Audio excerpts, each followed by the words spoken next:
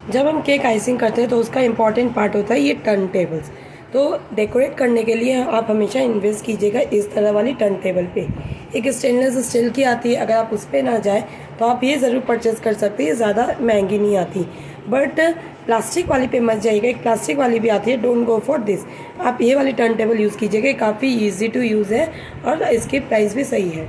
फिर हमें चाहिए केक कटिंग के लिए नाइफ। जैसे ही इस तरह के नाइफ, इस नाइफ को बोलते हैं ब्रेड नाइफ, ठीक है।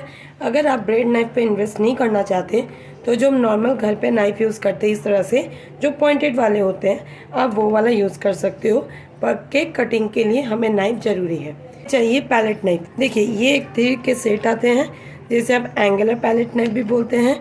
तो ये जो है ना, इससे केक की फिनिशिंग और केक लिफ्टिंग सब बहुत आसानी से होती है, ठीक है। बट अगर आप बिगिनर हो, आप सोचते हो कि आपसे छोटे से काम नहीं होगा, तो आप जो है इस वाले पैलेट नाइफ पे भी इन्वेस्ट कर सकते हो। देखिए इस तरह से आते हैं, बट आप कोशिश कीजिएगा थोड़े वेट जो ज़्यादा हो वो। उसके बाद हमें चाहिए बोर्ड्स। ये MDF के बोर्ड्स आते हैं, ठीक है, जो मार्केट में 6-8 रुपीज़ के मिल जाते हैं बेसिक वाले। तो केक को जब हम कटिंग करेंगे, लेयरिंग करेंगे, डेकोरेट करेंगे तो इस तरह के बोर्ड्स हमें चाहिए। इस पे आपको इन्वेस्ट करना ज़रूरी है।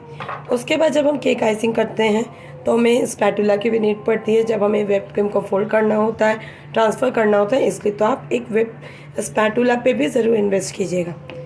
फिर हमें चाहिए स्क्रैपर्स। देखिए ये है स्टील वाले स्क्रैपर्स, ये हार्ड होते हैं।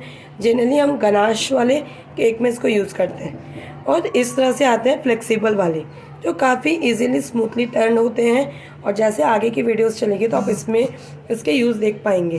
वैसे अगर ये ना हो आपके पास तो आप कोई क्रेडिट कार्ड पुराना वाला या आपके पास सॉलिटरी कार्ड्स हो जैसे कि ताश के पत्ते, आप उसको भी यूज़ कर सकते हो। और पाइपिंग बैग, ये आपकी ज़रूरी है। तो ये हमारी कुछ चीज़ें जो हमें नॉर्मल केक आइसिंग के लिए चाहिए।